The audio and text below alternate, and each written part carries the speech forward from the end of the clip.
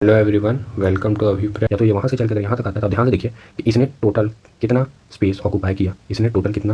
मतलब ये क्या ऐसे कुछ इस तरीके से तिरछे रूप से यहाँ तक जाएगा, ठीक है, यहाँ से यहाँ तक जाएगा। तो इसने बेसिकली कितना दूरी ट्रैवल किया, तो इसने भी वही प्रिज्म एक सेम टू सेम इसके जैसा ही लेता हूँ और इसे यहाँ पे लगा देता हूँ एकदम इक्वली। अब आप ध्यान से देखिएगा, अगर ये ए था, ये भी था और मैंने इसे पलट दिया है, ये ट्रेपेजियम जो ध्यान से अगर आप देखिएगा तो ये जो ट्रेपेजियम था, इसी ट्रेपेजियम को मैंने उल्टा पलट के चिपका दिया है। अब तो इस अनुसार से यहाँ पे क्या हो जाएगा, यहाँ पे ये बी हो जाएगा, यहाँ पे ये ए हो जाएगा, ठीक है। कि पैरेललोग्राम आपको दिख नहीं रहा है, यहाँ ये क्या है, पैरेललोग्राम ही तो है।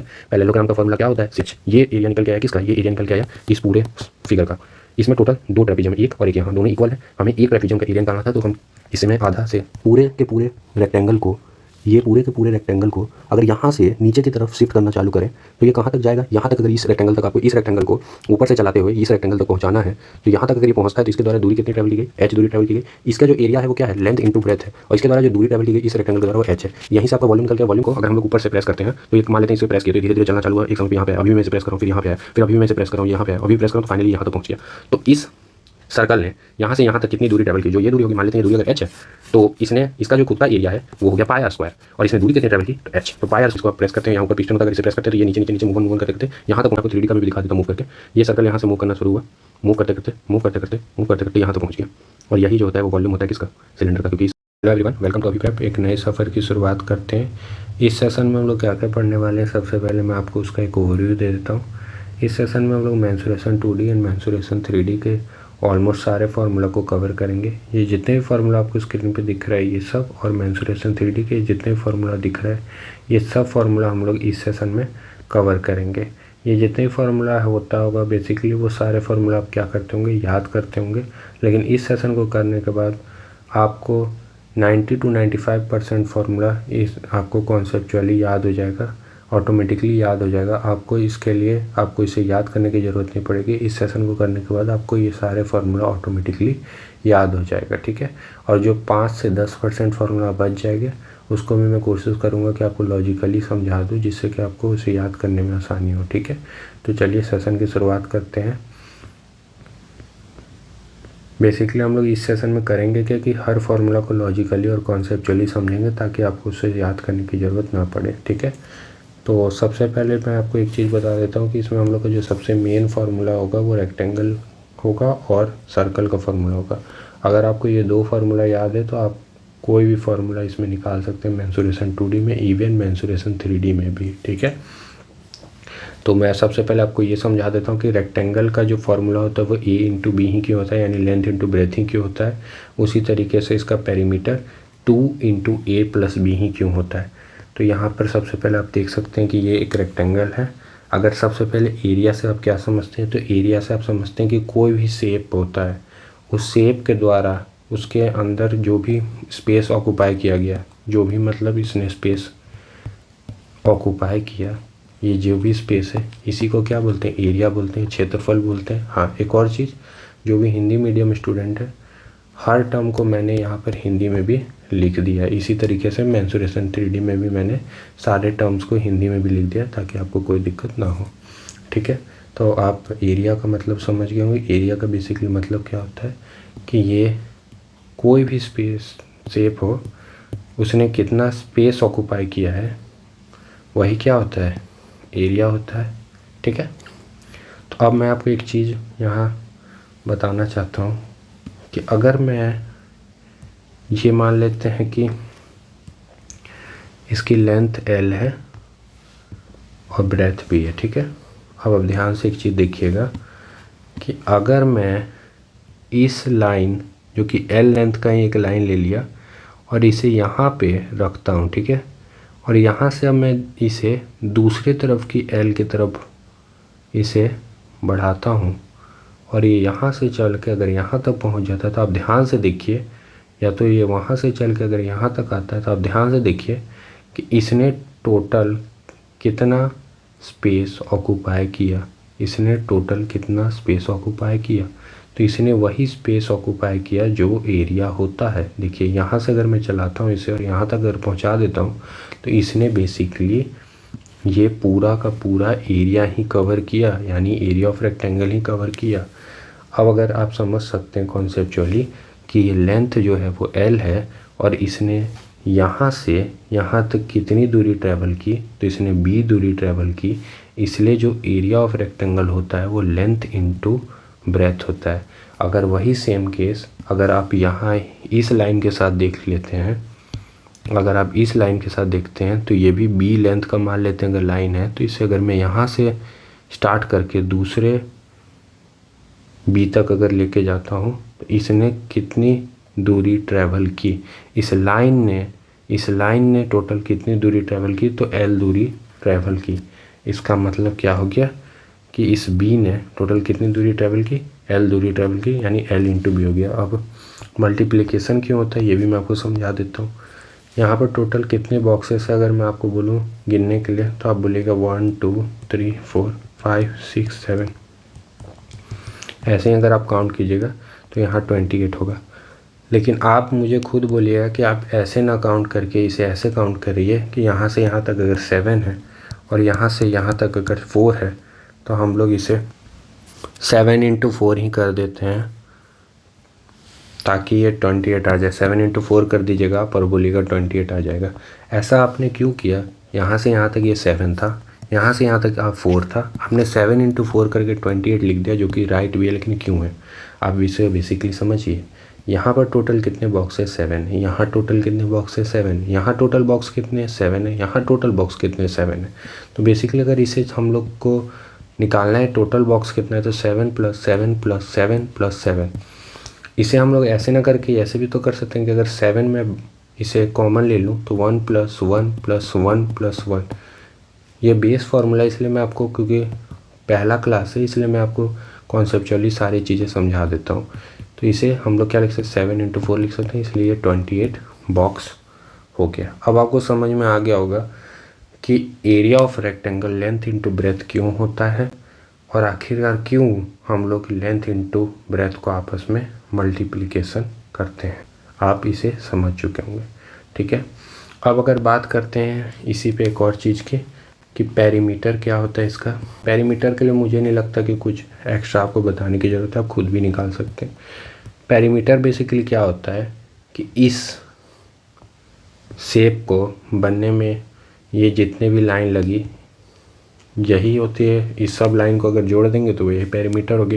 बेसिकली ऐसा आप समझ सकते हैं कि एक लाइन आपने लिया और इसी लाइन को आपने मोड़ के एक रेक्टेंगल बना दिया, तो ये आपने कितनी लंबी लाइन ली। बेसिकली ऐसे आप समझ सकते हैं कि अगर मैं इसे यहाँ से काट देता हूँ और ये एक सीधा लाइन हो गया, और इसे ये जो ऐसे टिल्ट है अगर मैं इसे भी ऐसे सीधा कर देता हूँ, इसको भी मैं सीधा कर देता हूँ, तो बेसिकली है क्या कि ये जो पूरा है ये एक लाइन ही, एक रेखा ही होगा एक बड़ी सी, उसी को मैंने मोड़ के एक रेक्टेंगल बनाया है।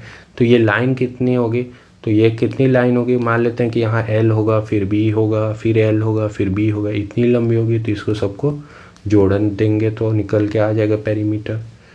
आप समझ सकते हैं ये पहला फॉर्मूला है, इसलिए मैं आपको इतना बेसिकली अंडरस्टैंड करने के लिए इतना डेप्थ में समझा रहा हूँ, नहीं तो ऐसा इसे उतना समझाने की ज़रूरत नहीं है। ये सबको पता होता है कि पेरीमीटर जो होता है वो बेसिकली ये होता है, तो इसे सबको जोड़ना होता है, इसलिए L + L + B + B होता है। बेसिकली दिक्कत कहाँ आता है, एरिया में आता है, ठीक है। तो इसे हम लोग लिख सकते हैं 2L + B। अब देखिए आप सारे फॉर्मूले कितने फास्ट तरीके से निकाल सकते हैं, ठीक है। चलिए मैं आपको एक और चीज़ समझा देता हूँ जिससे आपको और ज़्यादा क्लियरिटी आ जाएगी एरिया ऑफ रेक्टेंगल में। बस एक छोटा सा चीज़ है वो भी मैं आपको बता देता हूँ कि यहाँ पे मान लेते हैं कि ये रेक्टेंगल जो है वही सेम ही चीज़ है जो मैंने आपको बताया था, लेकिन मैं उसको और क्लैरिफाई कर देता हूँ कि जैसे हम लोगों ने वहाँ पर क्या लिया था। मैं आपको यहाँ पे बोलता हूँ कि मान लेते हैं कि इसका लेंथ मैंने 7 सेंटीमीटर ले लिया और 7 सेंटीमीटर लेंथ ले लिया और ब्रेथ यहाँ पर 4 सेंटीमीटर ले लिया, ठीक है। मैं ये कहना चाहता हूँ कि जैसे आप लोगों ने वो उस केस में देखा था, क्या देखा था कि वहाँ पे हम लोग क्या कर रहे थे कि ब्लॉक लिए थे। टोटल एक रो में कितना ब्लॉक था, 7 ब्लॉक था, और उससे टोटल कितने कॉलम बने थे, तो टोटल उससे 4 कॉलम बने थे। बेसिकली हो क्या रहा था कि 7 के टोटल कितने रो बने थे या आप कह सकते हैं कॉलम बने थे, तो टोटल 4 कॉलम बने थे। तो हम लोगों ने बोला था कि इसे डायरेक्ट मल्टीप्लाई करके लिख देते हैं 28। कुछ उसी तरीके से यहाँ पे भी होता है। यहाँ पर बेसिकली होता क्या है कि अगर यहाँ से यहाँ तक आप इस लेंथ की अगर लंबाई पूछिएगा तो आप क्या बोलेंगे कि ये 7 सेंटीमीटर का है।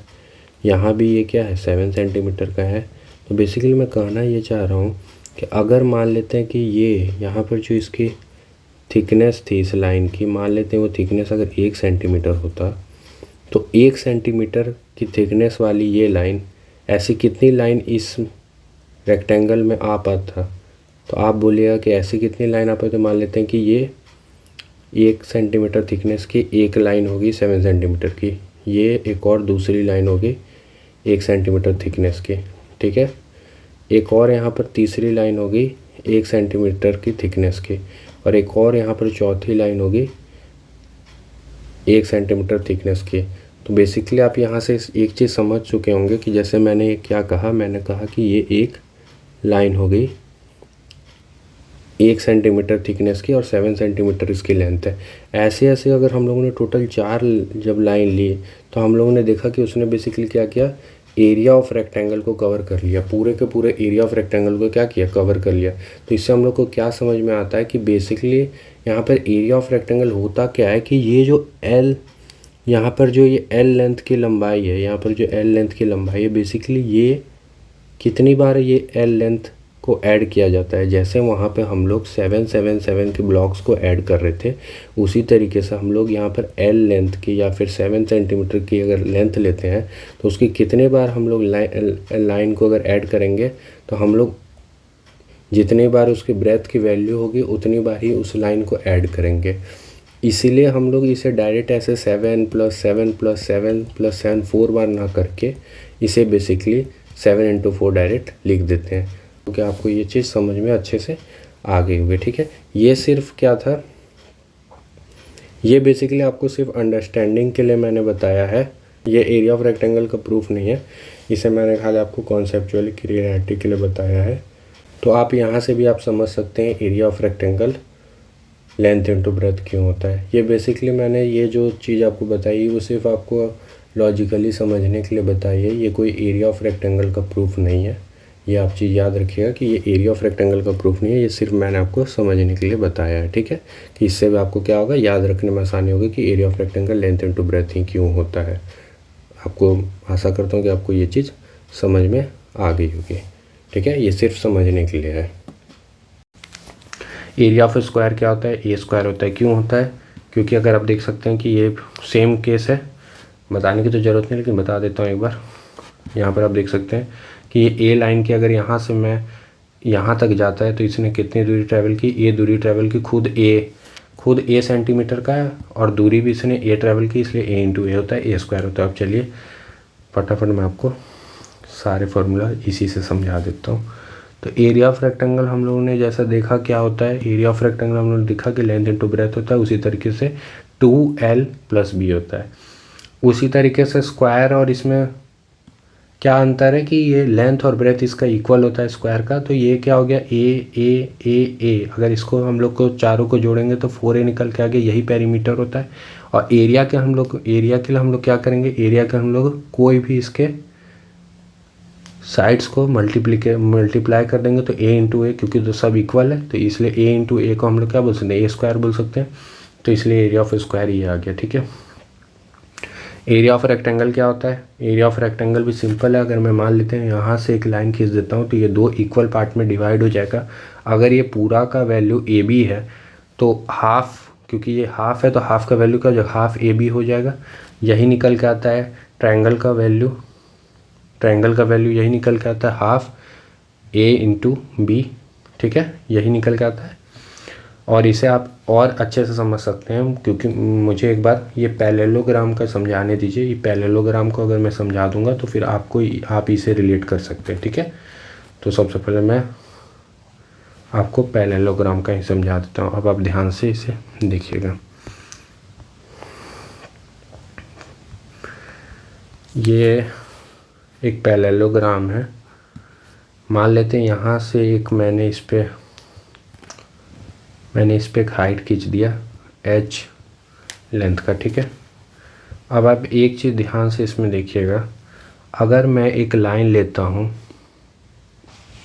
इसी के बराबर, ठीक है। और जैसे हम लोग पहले कर रहे थे, अगर मैं इसे यहाँ से अगर चलाना चालू करता हूँ तो अब ये सीधा नहीं जाएगा, क्योंकि अगर ये सीधा जाएगा क्योंकि ये तिरछा है, तो इसे हम लोग ऐसे चलाएंगे, मतलब ये क्या, ऐसे कुछ इस तरीके से तिरछे रूप से यहाँ तक जाएगा, ठीक है। यहाँ से यहाँ तक जाएगा। तो इसने बेसिकली कितना दूरी ट्रैवल किया, तो इसने भी वही दूरी ट्रैवल किया। अगर मान लेते हैं कि यहाँ पर ए होता, यहाँ पर बेसिकली अगर ए होता, तो एरिया ऑफ पैरेललोग्राम क्या निकल के आएगा, ए इंटू एच, यही निकल के आएगा। आप इसे कुछ इस तरीके से भी समझ सकते हैं कि कोई भी दो पैरेलल लाइन के बीच की हमेशा, दो पैरेलल लाइन के बीच की दूरी हमेशा बराबर होती है, हर जगह पे ही ये एच होगा, ठीक है। और अगर मैं आपको एक और चीज़ समझा सकता हूँ कि अगर ये यहाँ से जितना एंगल पे टिल्ट है उतने एंगल पे ये यहाँ से टिल्ट है। अगर मैं इसे ऐसे ना करके इसको, इस लाइन को मैं अगर मोड़ देता हूँ, यानी कि इस लाइन को मगर मैं ऐसे कर देता हूँ, इसी के परपेंडिकुलर कर देता हूँ, तो ये लाइन भी यहाँ से क्या होगा, परपेंडिकुलर हो जाएगा कि नहीं। तो अब आप बेसिकली देख सकते हैं कि ये जो जितनी लेंथ होगी वही लेंथ यहाँ शिफ्ट हो जाएगी। तो कहीं ना कहीं ये एक रेक्टेंगल ही बन रहा है और रेक्टेंगल की तरह ही बिहेव कर रहा है, बस इसमें इसका हाइट हो जाएगा ब्रेथ और लेंथ जो हो जाएगा वो ए हो जाएगा, तो ए इंटू एच हो जाएगा। अब आप इससे समझ सकते हैं बाकी फार्मूला। हाँ, एक और चीज़, जो हिंदी मीडियम के स्टूडेंट है उनके लिए मैंने सारे टर्म हिंदी में भी लिखा है, यहाँ आप देख सकते हैं। और मेंसुरेशन 3D में इसी तरीके से मैंने हिंदी के सारे टर्म लिखे हुए हैं। तो इसी से आप समझ गए कि एरिया ऑफ जो पैरेललोग्राम होगा वो ए इंटू एच होगा, ठीक है। और पेरीमीटर तो सबको पता है कि सिर्फ जो ये शेप बनने के लिए जो लाइंस रिक्वायर्ड हुई है उसे सबको ऐड कर देने से एरिया पेरीमीटर निकल के आ जाएगा पैरेललोग्राम का। तो यही निकल के आ गया, क्योंकि 2 बार ए जुड़ा है और 2 बार बी जुड़ा है, इसलिए हम लोग 2 कॉमन ले लेंगे, तो ए प्लस बी इंटू 2 हो जाएगा, ठीक है। अब यहाँ पर हम लोग थोड़ा ट्रायंगल का समझ लेते हैं। ट्रायंगल में होता क्या है कि अगर मैं इसे ऐसे बढ़ा के यहाँ तक पहुँचा देता हूँ, ध्यान से समझिएगा, अगर मैं इसे ऐसे आगे इस लाइन को एक्सटेंड करता हूँ, इस लाइन को एक्सटेंड करता हूँ, तो ये बेसिकली आप ध्यान से देखिएगा तो एक पैरेललोग्राम ही बन रहा है। और पैरेललोग्राम का जो हम लोगों ने अभी एरिया निकाला वो क्या निकाला, ए इंटू एच निकाला। लेकिन आप ध्यान से समझिएगा तो आप देखिएगा कि हम लोग को ये लाइन को यहाँ से यहाँ तक चलाना है एच तक, क्योंकि इसमें हुआ क्या है कि यहाँ पे जो ए है इसके जगह यहाँ पे जो है वो बी लिखा हुआ है बेस के लिए। तो यहाँ पर सिर्फ क्या होता है, वेरिएबल का अंतर है, ठीक है। तो आप इसे इस तरीके से कुछ समझ सकते हैं कि अगर ये यहाँ से एक्सटेंड होता है, ये यहाँ से एक्सटेंड होता है, एक पैरेललोग्राम बनता है, तो यहाँ पर ये जो है वो बी लेंथ है और इसे दूरी कितनी ट्रैवल करनी है, तो इसे दूरी ट्रैवल करनी है एच। तो यानी कि ये जो पैरेललोग्राम इस बनेगा उसका एरिया होगा ए एच। लेकिन ऐसे इसमें 2 ट्रायंगल बनेंगे, इसलिए एक ट्रायंगल का वैल्यू होगा हाफ ए एच। लेकिन यहाँ पर ए नहीं है, ध्यान दीजिएगा, यहाँ पे ए नहीं है, वहाँ पे ए था, इसलिए मैंने वहाँ के अनुसार आपको समझने के लिए ए एच बोला। यहाँ पर इस ए की जगह क्या होगा, बी होगा, क्योंकि यहाँ पे ये बी है, खाली वेरिएबल का अंतर है। नहीं तो आप अगर इसे ऐसे याद भी कर सकते हैं, रिलेट कर सकते हैं इससे, तब आपको आसानी से याद हो जाएगा कि अगर area of rectangle A B होता है तो ये क्या होगा, हाफ होगा बेस इंटू हाइट, ठीक है। हाफ होगा इसका, इसलिए हाफ बेस इंटू हाइट हो गया, ठीक है। आप ऐसे भी समझ सकते हैं, ऐसा पैरेललोग्राम से इसे और अच्छे से समझ सकते हैं। रेक्टेंगल से आप इसे समझ सकते हैं, चाहे पैरेललोग्राम से भी आप ट्रायंगल को समझ सकते हैं। अब राइट ट्रायंगल के बारे में बात करते हैं, तो राइट ट्रायंगल भी सेम होता है, तो इसे बताने की ज़रूरत नहीं। हाँ, ये एक चीज़ बताने की ज़रूरत है कि इक्विलैटरल ट्रायंगल में तीनों साइड जो होता है वो इक्वल होता है, ठीक है। तो इसका जो एरिया होगा वो क्या होता है, half into base into height होता है। बेसिकली बेस होता क्या है, ध्यान से आप समझिएगा, बेस बेसिकली वही होता है जिस पे ये हाइट होता है। तो बेसिकली वही जो मैं कहना चाह रहा था कि ये लेंथ जिसने इतनी दूरी ट्रैवल की, बेस वही आधार जिस पे वो परपेंडिकुलर आया है। और इसी को तो मैं याद करिएगा तो मैं चला रहा था, कितना चलाना था, एस तक चलाना था। उसी तरीके से ये जो है बेसिकली ये क्या है, ये जो है बेस हो गया और ये हाइट हो गया, इसलिए इसे क्या बोलते हैं, बेस इंटू हाइट बोलते हैं। तो ये फार्मूला कैसे निकलता है मैं आपको एक चीज़ बता देता हूँ इसमें। ये फार्मूला तो सबको पता होगा, तो इसी फार्मूला पे हम लोग इसे पुट कर देते हैं। ये हो गया। और एच की जगह हम लोग क्या लिख सकते हैं, अगर आप देखेंगे राइट एंगल ट्रायंगल है, पाइथागोरस थ्योरम के अनुसार से एच का जो वैल्यू होगा वो क्या निकल के आएगा, ए स्क्वायर माइनस, और यहाँ पर ये इक्वली इसे दो इक्वल पार्ट में डिवाइड करती है, तो यहाँ पर ये a/2 हो जाएगा, ये भी a/2 हो जाएगा। तो यानी कि ए स्क्वायर बाय 4 का अंडर रूट हो जाएगा। जब आप इसे सॉल्व कीजिएगा तो h का वैल्यू √3/2a निकल के आएगा। जब आप इसे मल्टीप्लाई कीजिएगा तो ये फार्मूला आएगा। उसी फार्मूला से बाकी फार्मूला डिराइव हुआ है। उसी तरीके से ये आइसोसेलेस राइट एंगल ट्रायंगल का फार्मूला सेम उसी तरीके से है। यहाँ पर भी ये और ये इक्वल है। अगर मैं इसे एक्सटेंड करता हूँ तो एक रेक्टेंगल बन जाएगा, जिसका रेक्टेंगल, सॉरी बोल रहा हूँ रेक्टेंगल, क्योंकि साइड सेम है तो स्क्वायर हो जाएगा। तो ए स्क्वायर इसका एरिया हो गया, हाफ हो जाएगा ये, तो इसका हाफ का एरिया निकल जाएगा, क्योंकि ये दो इक्वल पार्ट्स है, ये दो पार्ट है, एक पार्ट तो टोटल दो पार्ट का वैल्यू अगर ए स्क्वायर है तो एक पार्ट का वैल्यू कितना होगा, हाफ ए स्क्वायर होगा। ठीक है। अब उसके बाद अगला रोम्बस का हम लोग समझते हैं। रोम्बस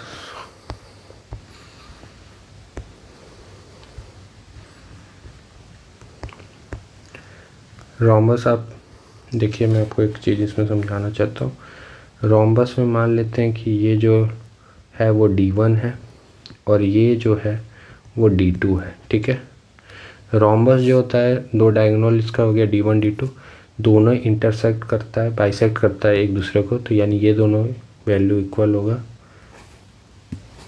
और ये दोनों इक्वल होगा, यानी दोनों एक दूसरे को इक्वली काटता है। तो अगर ये पूरा D है, अगर ये पूरा D1 है तो ये हो जाएगा D1/2, और अगर यहाँ पर ये 90 डिग्री पे काटता है, ये तो आपको पता होगा रोम्बस के यही तो होता है कि वो डायगोनल 90 डिग्री पे उसका कटता है।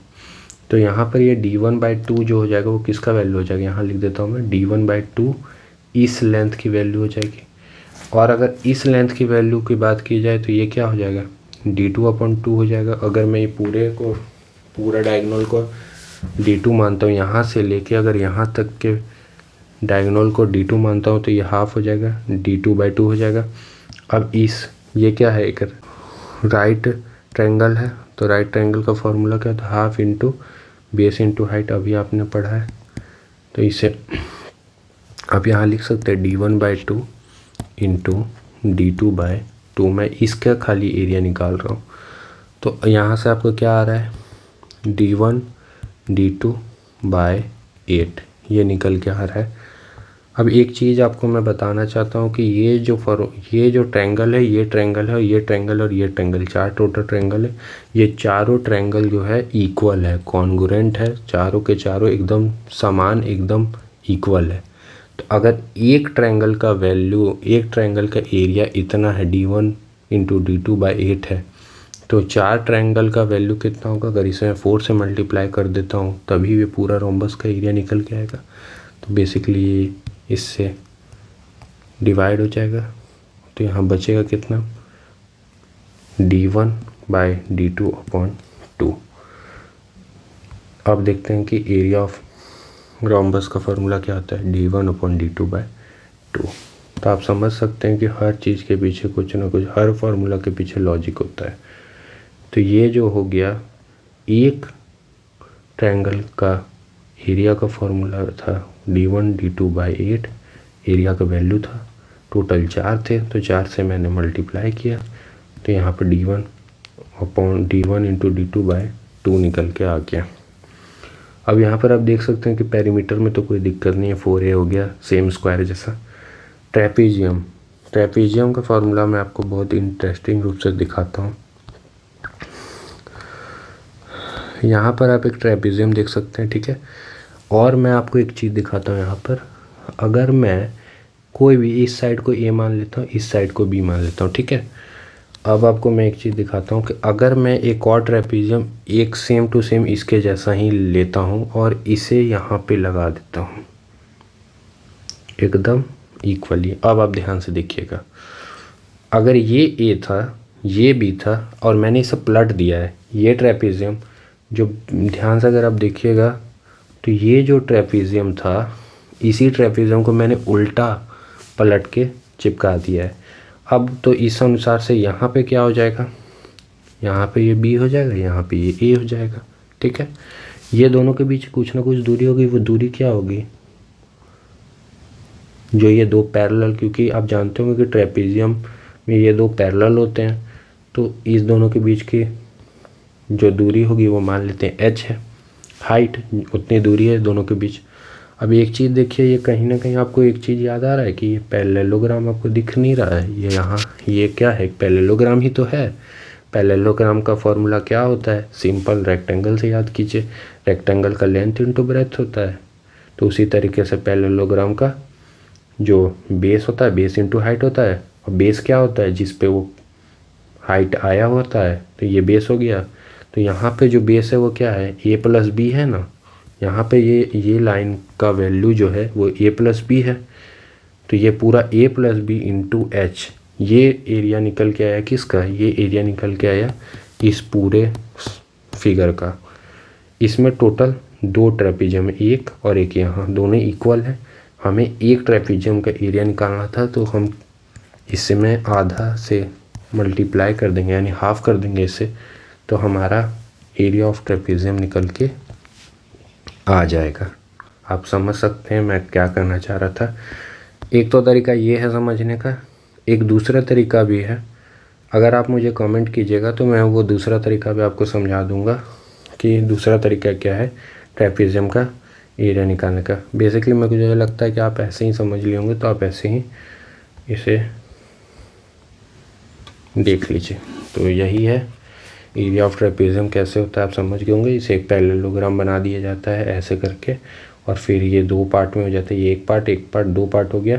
ये दोनों पार्ट का जो दो पार्ट का वैल्यू है वो क्या निकल के आता है, H into A plus B. तो एक पार्ट का वैल्यू क्या होगा, half H A plus B, और simply perimeter the sum of its four sides हो गया। तो ये आप समझ चुके होंगे। ऐसे मैं आपको एक और चीज़ इसमें समझा देता हूँ कि बेसिकली होता कुछ नहीं है इसमें। ट्रेपीजियम का फॉर्मूला निकालना और भी आसान है। अगर आप ध्यान से देखते हैं कि यहाँ से ये ए है, ठीक है, यहाँ से ये बी है, ठीक है, तो अगर मैं आपको बोलता हूँ कि ये दोनों का एवरेज लेने के लिए, तो आप बोलिएगा ए प्लस बी बाई 2 ले लेंगे। तो कहीं ना कहीं ये जो होगा वो यहाँ तक आएगा, मतलब बी से थोड़ा सा बड़ा होगा वो एवरेज, और ए से थोड़ा सा छोटा होगा, यानी ए यहाँ तक आएगा। मतलब ए ने यहाँ, ए को यहाँ पर जो है कुछ यूनिट या इतने यूनिट का नुकसान हुआ, एक मिनट, ए को इतने यूनिट का नुकसान हुआ, इतने यूनिट का नुकसान हुआ, वही यूनिट यहाँ पर ट्रांसफ़र हो गया, ये और ये लेंथ यहाँ पर ट्रांसफ़र हो गया। तो असली में हुआ क्या, बेसिकली कि हम लोग ने एवरेज निकाल के, मैंने ये कहा कि हम लोग इसका एरिया निकालने में दिक्कत क्यों हो रहा था, क्योंकि हमें ये दोनों इक्वल नहीं था। मैंने कहा कि मैं इसे और इसे इक्वल कर देता हूँ। कैसे, मैंने a प्लस बी बाई 2 कर दिया, दोनों का एवरेज निकाला तो दोनों इक्वल हो गया। तो मान लेते हैं यहाँ पर a प्लस बी बाई 2 हो गया, और यहाँ पर इससे थोड़ा कम, यानी यहाँ पर ये a प्लस बी बाई 2 हो गया। इससे फ़ायदा क्या हुआ, इससे फ़ायदा ये हुआ कि अब ये और ये इक्वल हो चुका है, दोनों के बीच का ये हाइट हो गया।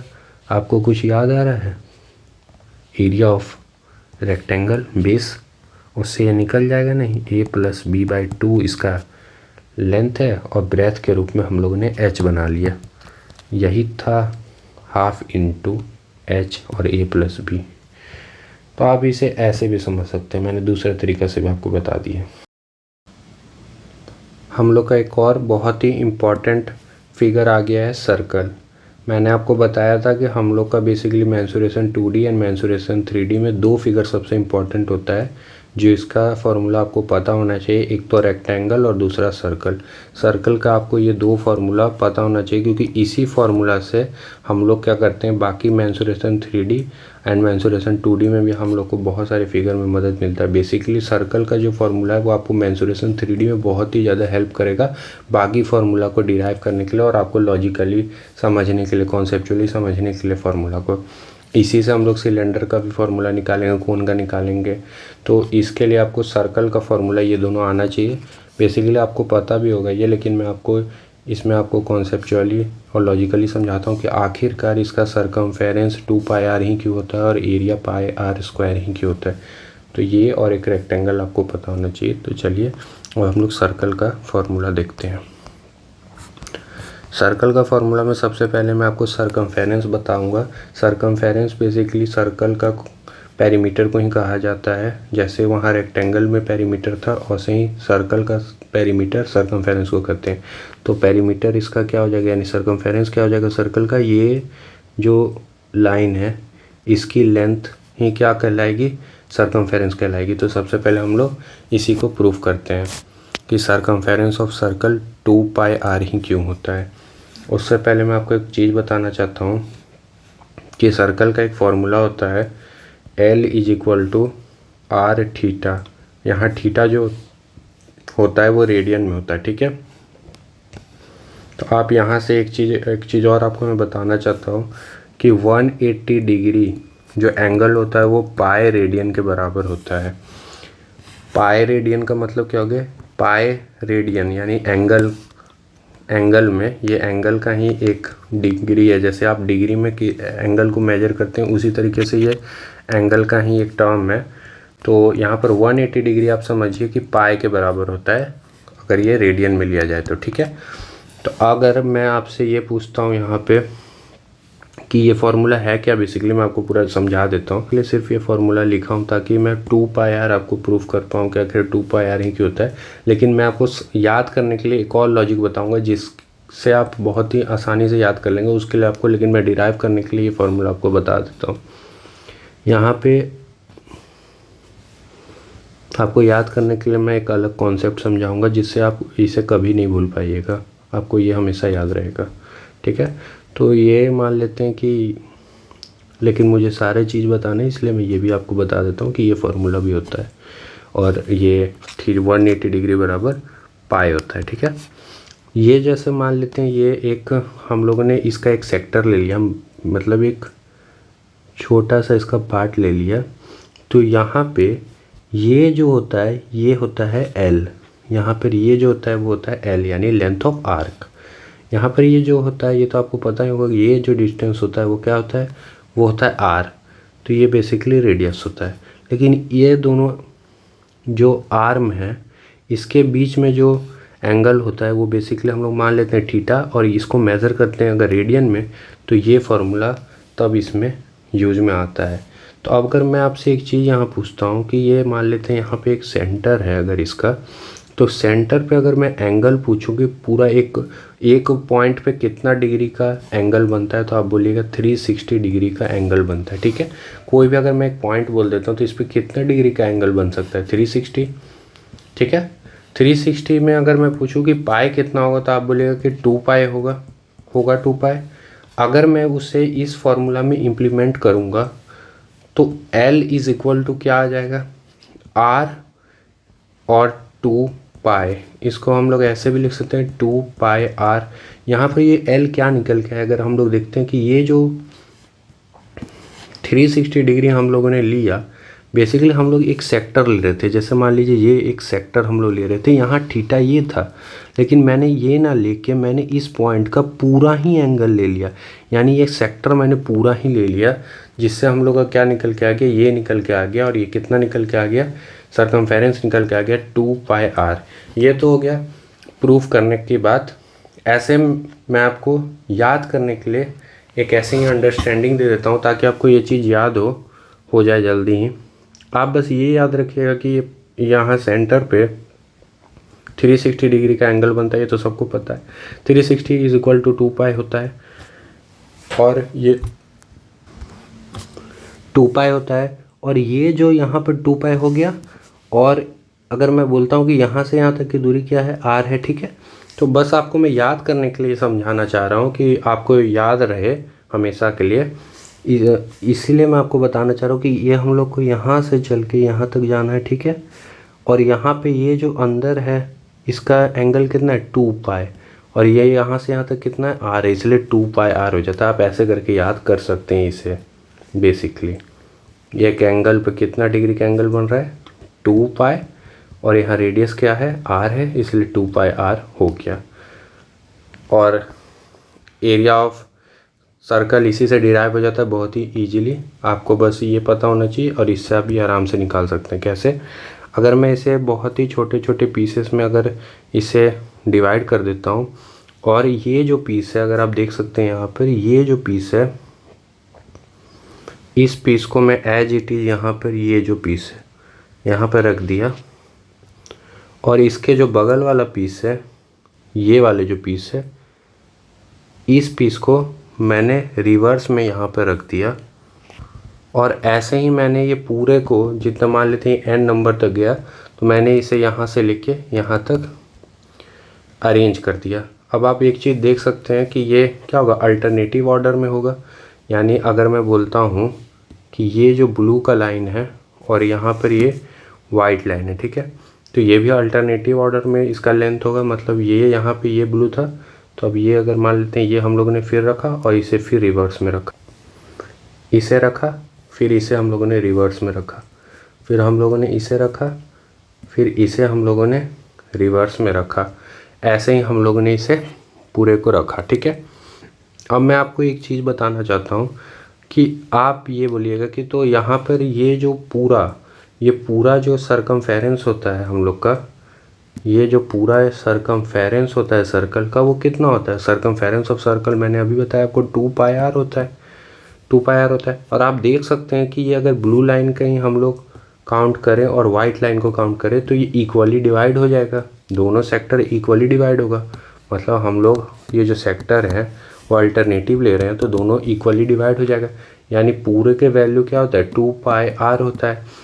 तो इसमें से अगर हम लोग हाफ कर देंगे इसका तो पाई r हो जाएगा। इससे क्या हम लोग को समझ में आ रहा है कि नीचे वाला भी वैल्यू जो लेंथ का होगा वो पाई r होगा और ऊपर वाला का वैल्यू भी पाई r होगा। अब आपको एक कन्फ्यूजन यहाँ पर आ सकता है कि ये तो ठीक है कि पाई r और पाई r हो गया, ठीक है, और ये r हो जाएगा क्योंकि ये तो रेडियस ही था, ये तो कोई भी था, तो ये जितने भी है सब तो r ही हैं, इसमें तो आपको कोई डाउट नहीं है, ये तो r ही हो गया, ठीक है। लेकिन आपको बस इसमें डाउट ये आएगा कि यहाँ पे तो ये जो है ये फिगर ऐसे वो एकदम स्ट्रेट लाइन में ले लिया है, लेकिन आखिरकार ये तो सर्कल है तो ये तो आर्क बनेगा, तो ये कुछ ऐसे होना चाहिए। आपका बात सही है, लेकिन मैंने आपको ये दिखाने के लिए, समझाने के लिए इतना बड़ा बड़ा फिगर लिया है। आप इसको ऐसे समझिए कि अगर ये फिगर ऐसे ना होकर कुछ अगर ऐसा होता, तो जैसे ये यहाँ होता और इसके जस्ट बगल में ही यहाँ ये ऐसे ऐसे, मतलब बहुत ही छोटे छोटे अगर हम लोग सेक्टर लेते, उस केस में क्या होता, उस केस में ये जो आर्क होता वो ऑलमोस्ट क्या होता, स्ट्रेट लाइन के जितना ही होता, लेंथ इसका जो होता है वो स्ट्रेट लाइन जितना ही होता। आप ऐसे समझ सकते हैं कि इससे मैंने बहुत ही जूम किया है। आप ऐसे समझिए कि बहुत ही छोटा ये चीज़ है, ठीक है।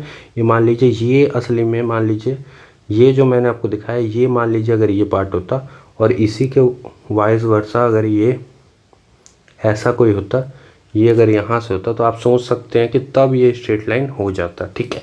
अब मैंने ये क्यों बताया आपको, तो अब आपका फॉर्मूला यहाँ से निकल जाएगा। कैसे? ये इस तरीके से निकलेगा कि ये आपका पाई r हो गया, ये आपका पाई r हो गया, और ये यहाँ से यहाँ तक की डिस्टेंस क्या होती है, r होती है। ये हम लोगों ने एक रेक्टेंगल बना दिया। रेक्टेंगल का फॉर्मूला क्या होता है? रेक्टेंगल का फॉर्मूला होता है लेंथ इंटू ब्रेथ। यहाँ पर लेंथ पाई r है, ब्रेथ r है, r अगर इसमें मल्टीप्लाई किए तो हम लोग का क्या निकल के आ गया, पाई r स्क्वायर निकल के आ गया। ये तो खैर प्रूफ हो गया, ठीक है। आप इसे याद कैसे रखेंगे? तो आपको सिंपली याद ये ऐसे रखना है, इसे बहुत ही आसान तरीके से, कि ये जो होता है 2 पाई r इसका पूरा का वैल्यू होता है, 2πr इसका पूरा का सर्कमफेरेंस होता है। सर्कमफेरेंस का आधा कर देते हैं तो क्या होगा, सर्कमफेरेंस का अगर हम लोग आधा कर देंगे तो πr होगा, और इसी में सर्कमफेरेंस का आधा में r से अगर मल्टीप्लाई कर देते हैं तो क्या निकल के आता है, तो निकल के आता है हम लोग का एरिया ऑफ सर्कल। ठीक है, तो वहीं से आपका πr² निकल के आ गया। बस अब आपको सारे के सारे फॉर्मूला बहुत ही इजीली इसी से डिराइव हो जाएगा। ऐसे मुझे लगता है कि अगर आपको डायरेक्ट भी अगर ये चीज़ याद होगा तो वेल एंड गुड है, तो कोई दिक्कत नहीं है। आप वैसे भी अगर आपको खाली सर्कल का फार्मूला और आप चाहे तो रेक्टेंगल का फार्मूला याद कर सकते हैं, उसमें कोई दिक्कत नहीं है। बाकी फार्मूला आप ऐसे भी डिराइव मतलब खुद ब खुद आपको याद हो जाएगा, और नहीं तो मैंने आपको एक्सप्लेन भी कर दिया, जिससे क्या है आपको आसानी होगा याद करने में। ठीक है, तो अब हम लोग ने सर्कल का भी फार्मूला देख लिया। अब चलिए हम लोग आगे बढ़ते हैं। हाँ, एक और चीज़ मैं आपको बताना चाहता हूँ। पाए जो होता है वो बेसिकली होता क्या है, पाए जो होता है वो रेशियो होता है। किस चीज़ का रेशियो होता है पाए आप लोग का जो रेशियो होता है वो सर्कमफेरेंस का रेशियो होता है। सर्कमफेरेंस और बाय में डायमीटर आपको पता है, डायमीटर जो होता है ये होता है डायमीटर। ठीक है, यानी कि एक स्ट्रेट लाइन जो रेडियस 2r बोल सकते हैं बेसिकली, रेडियस डायमीटर तो आपको पता ही होगा, ये डायमीटर होता है। और सर्कमफेरेंस क्या हो गया, तो सर्कमफेरेंस तो आपको पता ही है। तो जो पाए जो इक्वल टू जो पाए 22/7 होता है वो कैसे होता है, वो पाए जो होता है बेसिकली वो सर्कमफेरेंस ऑफ सर्कल और डिवाइडेड बाय डायमीटर, इसी का रेशियो होता है, इसलिए ये 22/7 आता है। कोई भी सर्कल का अगर आप सर्कमफेरेंस और डायमीटर का अगर रेशियो करिएगा तो वो 22/7 के फॉर्म में ही आएगा। ठीक है, 22/7 ही आता है। ये हम लोगों ने कैसे डिराइव किया ये भी बता देता हूँ। पाई इज इक्वल टू हम लोगों ने लिखा सर्कमफेरेंस अपॉन में डायमीटर, बेसिकली कुछ नहीं था, ये हम लोगों ने वहीं से निकाला है। सर्कमफेरेंस इज इक्वल टू मैंने बताया 2πr है। पाई अगर यहाँ से हम लोग निकालते हैं तो क्या निकल के सर्कमफेरेंस अपॉन 2r। इसको हम लोग फर्दर लिख सकते हैं सर्कमफेरेंस अपॉन 2r क्या हो गया, डायमीटर हो गया। यही मैंने अभी बताया आपको, ये सर्कमफेरेंस और डायमीटर, कोई भी सर्कल का सर्कमफेरेंस और डायमीटर का जो रेशियो होता है वो 22/7 होता है। इसी यहीं से आपका पाई कांस्टेंट आप बोल सकते हैं कि पाई कांस्टेंट होता है। बाकी फार्मूला तो आप इसी से इजीली डिराइव कर सकते हैं। ये सर्कल का हाफ हो गया तो इसीलिए इसका भी हाफ हो जाएगा। πr² का हाफ जो हो गया सेमी सर्कल हो गया। और इसी का अगर आप पेरीमीटर निकालिएगा तो पेरीमीटर में यहाँ से यहाँ तक की लेंथ क्या हो जाएगी, ऑब्वियस πr हो जाएगा। और ये भी तो होगा क्योंकि इसे मैंने बताया था क्या होता है, पेरीमीटर वही होता है जो इससे ये बना होता है फिगर, जितनी लाइन से ये फिगर बनी होती है। तो ये यहाँ से यहाँ तक और ये पूरा जो भी लेंथ होगा वही होगा। तो ये ऊपर वाली लेंथ πr हो गया, नीचे वाले डायमीटर 2r हो गया, तो इसीलिए ये इसका सर्कमफेरेंस ये हो गया। ठीक है, सर्कमफेरेंस ना करके आप पेरीमीटर भी कर सकते हैं इससे, क्योंकि इसमें ये भी है। अब रिंग ये सब तो बहुत ही इजी है, ये तो आप खुद भी समझ सकते हैं कि इसको करना बहुत ही आसान है, कुछ नहीं है। बाहर का जो एरिया होगा वो पाए, अगर मान लेते हैं बाहर वाला कैपिटल R है तो πr² और माइनस अंदर वाला जो होगा वो πr² हो जाएगा। तो ये शेडेड रीजन का एरिया निकल जाएगा। अगर ये अगर मैं बड़े वाले सर्कल में से छोटे वाले सर्कल का ये एरिया इस बड़े वाले सर्कल के एरिया में से अगर घटा देता हूँ तो हम लोग का ये शेडेड रीजन का एरिया निकल के आ जाएगा। यही फॉर्मूला है, इसमें से पाई कॉमन ले लिया गया। ये याद होगा मैंने अभी आपको बताया था। इसमें एक और फार्मूला होता है वही सेक्टर का कि थीटा अगर डिग्री में लेते हैं तो थीटा अपॉन 360 इंटू 2πr होता है। और एक और मैंने आपको फार्मूला बताया था कि L is equal to theta r, जहाँ पर थीटा रेडियन में होता है। ठीक है,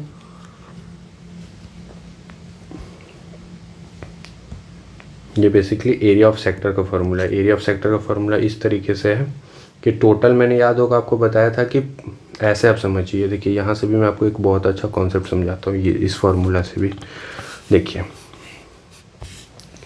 जो सर्कल होता है उसके लिए मैंने आपको क्या बताया कि ये 360 डिग्री का वैल्यू मैंने आपको 360 तक 2π होता है बताया था। आप ऐसे समझिए कि पूरा का जो एरिया होता है वो क्या होता है, पाई आर स्क्वायर होता है। एंगल का अगर टर्म में देखते हैं तो ये 360 का वैल्यू होगा कहीं ना कहीं। आप ध्यान से सोचिए, इक्वेट करने का कोशिश कीजिए कि एंगल्स के टर्म में ये जो 360 यहाँ से यहाँ तक हम लोग गए हैं तभी तो ये सर्कल बना है। मान लीजिए आप एक सर्कल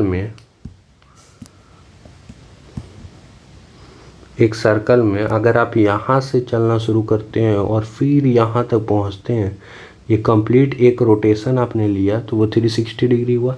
इस 360 का वैल्यू अगर आप पाई आर स्क्वायर मानते हैं और अगर आपको एक सेक्टर का वैल्यू निकालना है, थीटा का वैल्यू निकालना है, तो यहाँ पर हम लोग इसको ऐसे लिख सकते हैं कि pi are square upon 360 degree is equal to 1 degree value.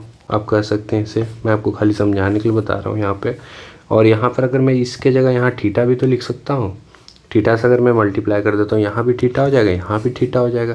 तो इसीलिए यहाँ पर जो वैल्यू होता है वो क्या निकल के आता है, तो यहाँ पर थीटा डिग्री का एंगल के द्वारा जो एरिया ऑफ सेक्टर निकलेगा वो क्या निकल के आएगा, theta upon 360 into pi are square. चलिए अब आगे बढ़ते हैं, मेंसुरेशन 3D देखेंगे। मेंसुरेशन 3D में जितने भी टर्म्स होते हैं वो सब टर्म देखिएगा, मैंने आपको हिंदी में यहाँ पे लिख दिया है ताकि आपको कोई भी दिक्कत ना हो। ये जितने भी टर्म्स होते हैं सारे टर्म मैंने हिंदी में यहाँ पे लिख दिया है ताकि हिंदी मीडियम के भी स्टूडेंट को कोई दिक्कत ना हो। तो चलिए मेंसुरेशन 3D पढ़ते हैं।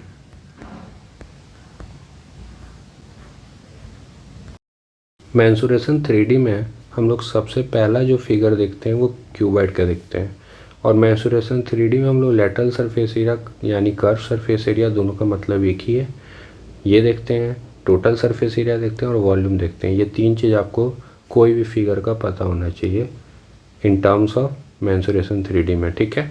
तो सबसे पहले हम लोग क्यूबॉइड का देखते हैं। और यहाँ पर क्यूबॉइड का जितना भी फार्मूला है वो हम लोग का कौन सा फार्मूला से निकलेगा, मैंने याद आपको बताया था, आपको याद होगा तो, कि दो फार्मूला हम लोग का मेन फार्मूला होता है, एक तो रेक्टेंगल, दूसरा सर्कल। यहाँ पर रेक्टेंगल वाला फार्मूला लगेगा, देखिएगा कैसे।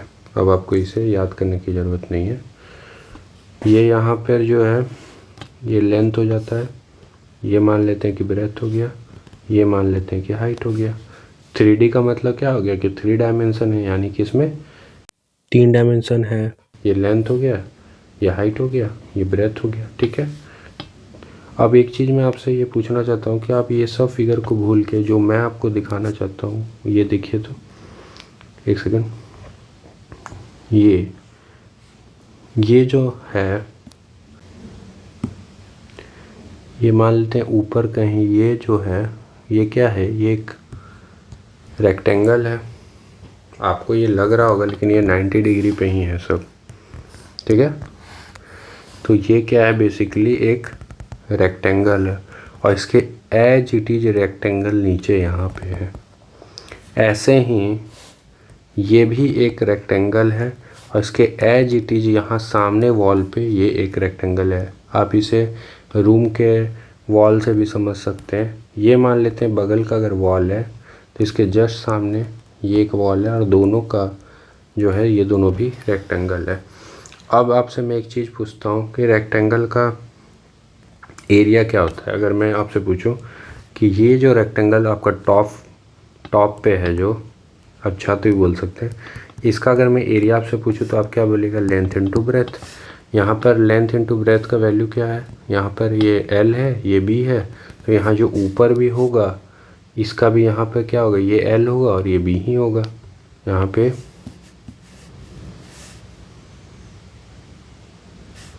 यहाँ पे ये जो होगा वो B और यहाँ L होगा। तो अगर मैं बात करता हूँ आपसे कि ये जो ऊपर का है इसका एरिया क्या होगा, तो आप बोलेगा लेंथ इनटू ब्रेथ। अब एक चीज़ देखिए, हम लोग पहले क्या करते थे, एक लाइन को मूव करा देते, ठीक है। अगर आप इस पूरे शेप को, इस पूरे के पूरे रेक्टेंगल को, ये पूरे के पूरे रेक्टेंगल को अगर यहाँ से नीचे की तरफ शिफ्ट करना चालू करें तो ये कहाँ तक जाएगा, यहाँ तक। अगर इस रेक्टेंगल तक आपको इस रेक्टेंगल को ऊपर से चलाते हुए इस रेक्टेंगल तक पहुँचाना है तो यहाँ तक अगर ये पहुँचता है तो इसके द्वारा दूरी कितनी ट्रैवल की गई, h दूरी ट्रैवल की गई। इसका जो एरिया है वो क्या है, लेंथ इनटू ब्रेथ है, और इसके द्वारा जो दूरी ट्रैवल की गई इस रेक्टेंगल के द्वारा वो h है। यहीं से आपका वॉल्यूम निकल गया। वॉल्यूम क्या होता है, जो स्पेस या जो एयर इसने ऑक्यूपाई किया है पूरा, मान लेते हैं आपका अगर रूम में जितना भी एयर ऑक्यूपाई टोटल जो होता है वही क्या कहलाता है, वॉल्यूम कहलाता है। तो आप ऐसे समझ सकते हैं, अगर मैं आपको एक और एग्जांपल दूं कि ये जो आपका साइड वॉल है मान लेते हैं, तो यहाँ पर इसका लेंथ इनटू ब्रेथ क्या है, यहाँ पर अगर आप कॉन्सेप्चुअली समझे तो इसमें ये h है और ये यहाँ पर क्या है, तो ये यहाँ पर l है। तो यहाँ पर ये काम, ये अगर मैं इस पीछे वाले वॉल का अगर एरिया पूछूं तो आप बोलिएगा l इंटू एच, तो ये LH है, ठीक है। अगर इस LH को हम लोग को यहाँ से यहाँ तक अगर चलाना है, इस वॉल मतलब इसके जस्ट अपोजिट सामने भी तो यही है LH है, ये भी LH ही है, इसका भी एरिया। तो या तो ये वॉल या तो ये वॉल को अगर मान लेते हैं इस पूरा को हम लोग वहाँ से आगे की तरफ यहाँ तक मूव करते हैं, मतलब इस जो पर्टिकुलरली शेप है इसको यहाँ से चला के अगर हम लोग दूसरे साइड तक अगर चिपका देते हैं तो इसके द्वारा जो दूरी चली गई वो कितनी चली गई, b चली गई, और ये खुद इसका क्या था, LH था। तो यानी ये तीनों हर हाल में मल्टीप्लाई होगा। इसी वजह से ये क्या है, इसका जो वॉल्यूम होता है वो L into B into H होता है। वॉल्यूम होता क्या है, बेसिकली जो वॉल्यूम होता है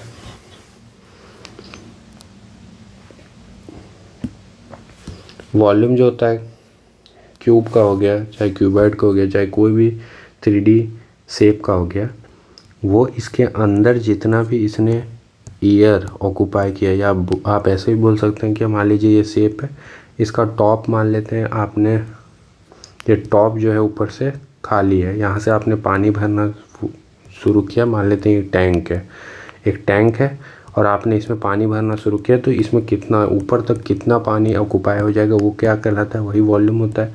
मतलब बेसिकली कि इसके अंदर कितना स्पेस है वही क्या कहलाता है, वॉल्यूम कहलाता है। तो अब अगर आप देख सकते हैं कि उस समय हम लोग लेंथ को बढ़ा रहे थे, लेंथ को चला रहे थे, रेक्टेंगल के केस में हम लोग क्या कर रहे थे, कोई भी एक लेंथ को यहाँ से मतलब यहाँ से यहाँ तक दूसरे साइड तक चला रहे थे, उसी तरीके से हम लोग इसमें क्या कर रहे हैं, इसमें हम लोग एक रेक्टेंगल को, एक तरफ के रेक्टेंगल को दूसरे तरफ के वॉल तक चला रहे हैं। अगर आप इसे 3D से समझ सकते हैं कि मान लेते हैं ये जो है ये शेप, अगर ये कहीं बीच में भी अगर हम लोग देखें तो ये यहाँ पर भी यही शेप है, मान लेते हैं ये यहाँ से यहाँ आधा दूरी चला, तो यहाँ पे बीच में भी तो यही शेप है, यहाँ पे भी तो यही शेप है, यहाँ पे भी तो यही शेप है। तो बेसिकली ये क्या हो रहा है, एक पिस्टन की तरह काम कर रहा है। पिस्टन आप समझते होंगे, जैसे कि आप साइकिल का जो एयर पंप होता है उसमें भी जो ये आप अगर ऊपर से इसे कंप्रेस करते हैं तो ये क्या होता है, ये यहाँ से चल के पूरा यहाँ तक आता है, लास्ट तक आता है। तो ये कुछ इसी तरीके से ये भी काम कर रहा है। आप ऐसा समझ सकते हैं, अगर मैं इसे एक ऐसे समझाऊँ कि ये कुछ इस तरीके का एक वॉल है और ये मान लेते हैं आपको ऊपर ये रेक्टेंगल है, ये रेक्टेंगल यहाँ से चल के यहाँ तक आ रहा है, यहाँ तक पहुँच रहा है। तो इसने भी तो पूरा का पूरा आपका वॉल्यूम कवर कर लिया, और इसके द्वारा चला गया जो दूरी होगा वो मान लेते हैं अगर ये चल रहा है तो ये हो गया, अगर मान लेते हैं कि ये चल रहा है तो ये हो गया। और अगर आपका जो तीसरा फिगर था जो कि कौन सा है, ये अगर ये चल रहा है तो उस केस में ये हो गया। हर हाल में आपका L into B into H ही होगा। अब आप समझ गए होंगे कि वॉल्यूम क्या होता है इसका, क्यूबॉइड का। तो ये आपका हो गया प्रूफ। अब अगर टोटल सरफेस एरिया और कर्व सरफेस एरिया क्या था, कर्व सरफेस एरिया बहुत ही आसान चीज़ है। बेसिकली कर्व सरफेस एरिया में क्या करते हैं कि ऊपर और नीचे का जो रेक्टेंगल होता है उसे हम लोग इंक्लूड नहीं करते। मैं कहना क्या चाहता हूँ ये कि मान लीजिए कि आपका कर्व सरफेस एरिया से आपको समझ में आ रहा होगा कि इस कर्व सरफेस एरिया का बेसिकली मतलब क्या हो गया कि ये वाला जो वॉल है ये कंसीडर किया जाएगा, ये वॉल कंसीडर किया जाएगा, ये सामने वाला वॉल कंसीडर किया जाएगा और ये वाला वॉल कंसीडर किया जाएगा। बेसिकली मतलब क्या हुआ कि ये जो इधर का एरिया है, ये वॉल साइड जितने भी साइड वॉल होंगे, आप ऐसा समझ सकते हैं कि आपका रूम में जो भी साइड वॉल होगा उस तरफ के, इस तरफ के, ये सब कंसीडर किया जाएगा। कौन सा कंसीडर नहीं किया जाएगा? तो ये नीचे वाला जो आपका बेस होता है और ये टॉप, ये दोनों को कंसीडर नहीं किया जाता। क्यों? क्योंकि यहाँ पर बात ही हो रहा है कर्व सरफेस एरिया की। कर्व सरफेस एरिया का मतलब ही क्या हुआ? कर्व सरफेस एरिया का मतलब हुआ कि कर्व यानी कि ये lateral surface area, curve surface area यानी कि ये चारों तरफ का खाली इंक्लूड होगा, ये नीचे और ऊपर का इंक्लूड नहीं होगा। अगर हम लोग नीचे ऊपर का इंक्लूड कर देते हैं तो कर्व सरफेस एरिया नहीं, वो टोटल सरफेस एरिया फिल कराएगा। क्योंकि आपने कर्व सरफेस एरिया लिया और साथ साथ में आपने बेस और टॉप को भी ले लिया, तो वो आपका टोटल सरफेस एरिया कहलाएगा। ठीक है, तो कर्व सरफेस एरिया होता क्या है? सिंपल सा चीज़ है, लॉजिक। यहाँ पर एल है, ये बी है और एच है। अगर हम लोग बोलते हैं कि इस मतलब आपका जो फ्रंट है ये, इसका एरिया क्या होगा? आप बोलिएगा एल इंटू एच होगा। इसके सामने भी तो सेम ही है, तो इसको हम लोग लिख सकते हैं 2LH। ठीक है, और इसी तरीके से हम लोग को अब कौन सा वाला निकालना था? 2LH ये हो गया। अब ये खाली बचा ये, और इसके सामने भी सेम ही से है, तो यहाँ पर ये 2 और यहाँ पर ये क्या है? बी है और एच है, तो यहाँ पर आप बोल सकते हैं 2BH।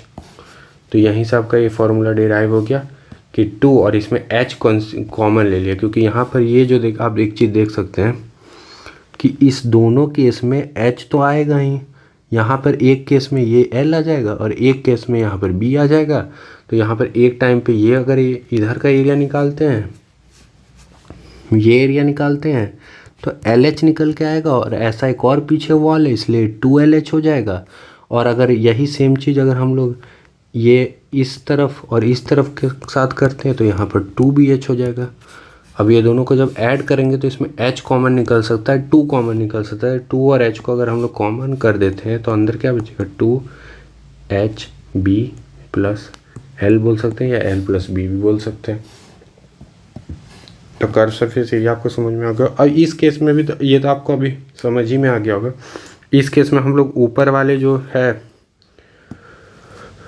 जो यहाँ ऊपर वाला है टॉप और बॉटम का भी एरिया को कंसीडर कर लेते हैं। और टॉप और बॉटम का एरिया क्या होगा? ये L है और ये B है, तो यहाँ LB हो जाएगा, यहाँ 2LB हो गया, तो यहाँ 2LB भी आ गया, 2LH आ गया, 2BH आ गया। जब सब में आप 2 निकाल लीजिएगा तो LB plus BH plus HL यही निकल के आ गया। यही टोटल सरफेस एरिया होता है क्यूबॉइड का।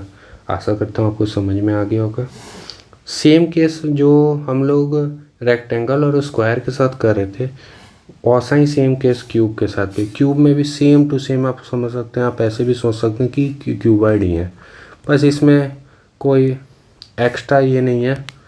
इसमें सारा ही जो वैल्यू होता है, लेंथ, ब्रेथ और हाइट, इसका तीनों इक्वल होता है। तीनों का वैल्यू सेम ले सकते हैं, तो हम लोगों ने ए मान लिया। इस केस में कोई भी एक आप किसी भी एक का एरिया में अगर आप एक क्यूब का मतलब एक स्क्वायर का अगर एरिया पूछूं, क्योंकि अब तो ये स्क्वायर हो जाएगा, रेक्टेंगल तो रहा नहीं, तो ये ए स्क्वायर हो जाएगा, ए इंटू ए।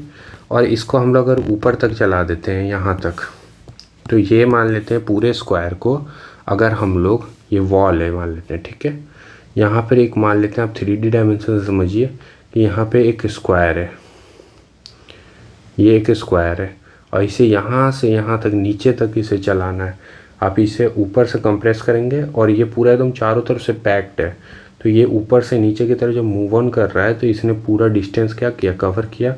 पूरा जो स्पेस अंदर का था वो कवर कर लिया, सेम टू सेम क्यूबॉइड की तरह। तो यहाँ पर ये ए स्क्वायर हो गया और इससे दूरी कितना चला गया? ए, तो इसलिए इसमें ए से मल्टीप्लाई करेंगे तो ए क्यूब बोलते हैं वॉल्यूम इसका। आप समझ गए होंगे। अब अगर मैं आप ही से पूछता हूँ कि इसका कर्व सरफेस एरिया क्या होगा, तो इसमें कुछ ऐसा करना ही नहीं है। क्यों? इसमें सीधा आपको पता है कि आप इसमें वॉल काउंट कर लीजिए, 1 2 3 4, टोटल 4 है, 4A स्क्वायर। कैसे? मैं बताता हूँ। क्योंकि इसमें स्क्वायर है तो हर जो भी इसका टोटल कितने फेसेस हैं, तो टोटल फेसेस जो है इसमें 6 फेसेस हैं। टोटल फेसेस कितने हैं इसमें? 6 फेसेस हैं। ये पहला, ये दूसरा, ये इधर का तीसरा, ये चौथा, ऊपर का 5वां और नीचे का 6ठा। ये 5th और 6th कंसीडर नहीं करते हैं हम लोग किस में? Lateral surface area, curve surface area में। तो 1st, 2nd, 3rd और 4th वाले जो वॉल है इसी को कंसीडर करते हैं। जब इसी को कंसीडर करते हैं, मैंने आपको बताया था क्यूबॉइड में, तो हम लोग कोई भी एक वॉल का एरिया निकाल सकते हैं, कोई भी एक दीवार का एरिया निकाल सकते हैं। तो अगर मान लेते हैं इस तरफ के स्क्वायर का अगर एरिया निकालते हैं, मान लीजिए ये स्क्वायर का अगर एरिया निकालते हैं तो ये स्क्वायर का एरिया क्या होगा, ए स्क्वायर होगा। ये स्क्वायर का एरिया क्या होगा, ये भी ए स्क्वायर होगा। ये स्क्वायर का एरिया क्या होगा, ए स्क्वायर। ये भी का एरिया क्या होगा, ए स्क्वायर होगा। टोटल इसे 4 बार ऐड करने की जगह हम लोग ऐसा नहीं बोल सकते कि 4a स्क्वायर प्लस ए स्क्वायर प्लस ए स्क्वायर प्लस ए स्क्वायर की जगह हम लोग डायरेक्ट इसको ऐसे भी तो बोल सकते हैं 4a स्क्वायर। वही हम लोगों ने इसमें किया है। सेम केस अगर टोटल सरफेस एरिया है तो टोटल इसमें कितने स्क्वायर है 1 2 3 4 5 6, तो टोटल 6 है तो 6a स्क्वायर। एक का कोई भी एक स्क्वायर का एरिया इक्वल नहीं होता है, तो ए स्क्वायर हो गया स्क्वायर का, और टोटल ऐसे इक्वल 6 स्क्वायर है। टोटल ऐसे 6 इक्वल स्क्वायर है तो 6a स्क्वायर हो गया इसका टोटल सरफेस एरिया और लेटरल सरफेस एरिया। अब हम लोग अगला जो है, यहाँ पर हम लोगों को किसने मदद किया, यहाँ भी रेक्टेंगल ने मदद किया, यहाँ भी रेक्टेंगल से स्क्वायर हम लोग निकालता है, स्क्वायर और रेक्टेंगल का कॉन्सेप्ट ने यहाँ मदद किया। यहाँ हम लोग को सेम टू सेम उसी की तरह कॉन्सेप्ट है, यहाँ हम लोग को मदद करेगा सर्कल। सर्कल का एरिया क्या होता है, पाई आर स्क्वायर। इस सर्कल को अपने दूसरे एंड यहाँ तक पहुँचना है। इस सर्कल को अगर हम लोग ऊपर से प्रेस करते हैं तो ये मान लेते हैं इससे प्रेस किए तो ये धीरे धीरे चलना चालू हुआ, एक समय पे यहाँ पे आया, अभी भी मैं इसे प्रेस कर रहा हूँ, फिर यहाँ पे आया, फिर अभी भी मैं इसे प्रेस कर रहा हूँ, ये यहाँ पे आया, अभी भी प्रेस कर रहा हूँ, तो फाइनली यहाँ तक पहुँच गया। तो इस सर्कल ने यहाँ से यहाँ तक कितनी दूरी ट्रेवल की, जो ये दूरी होगी, मान लेते हैं ये दूरी अगर h है तो इसने इसका जो खुद का एरिया है वो हो गया पाई आर स्क्वायर, और इसने दूरी कितनी ट्रेवल की तो h, तो पाई आर स्क्वायर h। ये जो होता है यही होता है वॉल्यूम ऑफ सिलेंडर, यही होता है वॉल्यूम ऑफ सिलेंडर। आप समझ सकते हैं कि इस तरीके से मैंने बताया कि ये जो है वो एरिया हुआ पाई आर स्क्वायर, इसके द्वारा चला गया दूरी h, तो इसलिए ये क्या हो गया पाई आर स्क्वायर h हो गया। समझ में आया होगा आपको। सेम केस था जो मैंने आपको बताया था कि आपने साइकिल का पंप या कोई ऐसा होता है जिसमें यहाँ पर मान लेते हैं ऊपर एक ये है पिस्टन, अगर इसको आप प्रेस करते हैं, यहाँ ऊपर पिस्टन होता है, अगर इसे प्रेस करते हैं तो ये नीचे नीचे नीचे मूव ऑन करते करते यहाँ तक पहुँचता है। ये आप ध्यान से एक चीज़ देखिएगा कि अगर मैं यहाँ पे आपसे बोलूँ तो यहाँ पे भी एक सेम टू सेम इसी की तरह सर्कल है। ऐसे ही ये क्या कर रहा है, मूव कर रहा है, इसलिए ये हो गया वॉल्यूम हो गया। अब कर्व सरफेस एरिया क्या हो जाएगा, मैंने आपको क्या बोला था, कर्व सरफेस एरिया सिंपल जो कर्व होता है ये, तो यहाँ पे आपको क्या नहीं लेना है इसमें। अगर हाँ, मैं आपको एक और चीज़ इसमें दिखा भी सकता हूँ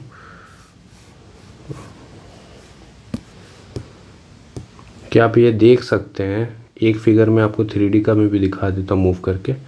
ये सर्कल यहाँ से मूव करना शुरू हुआ, मूव करते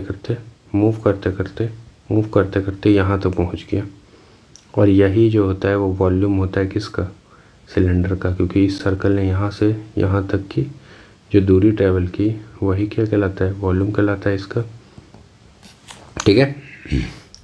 सेम केस इसके साथ भी हम लोग कर सकते थे कि अगर मैं यहाँ पर एक रेक्टेंगल बना के दिखा था, लेकिन आप समझ गए होंगे सेम केस ही है।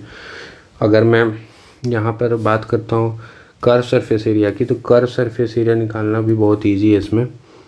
यहाँ से मैं बोलूँ कि ये जो वैल्यू होगा वो क्या होगा, आप बोलेगा 2 पाई आर होगा, और ये जो है ये क्या है, h है ना, तो मैं इसे ऐसा बोल सकता हूँ 2 पाई आर h, और यही जो होगा वो क्या होगा, कर्व सरफेस एरिया होगा। आपको समझ में नहीं आया होगा तो मैं वापस समझा देता हूँ।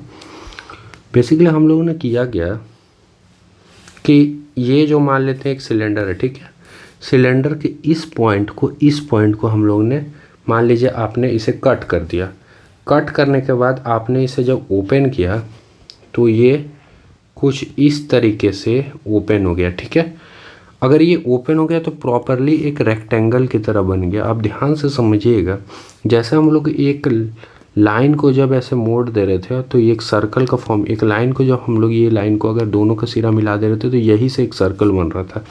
उसी तरीके से इसके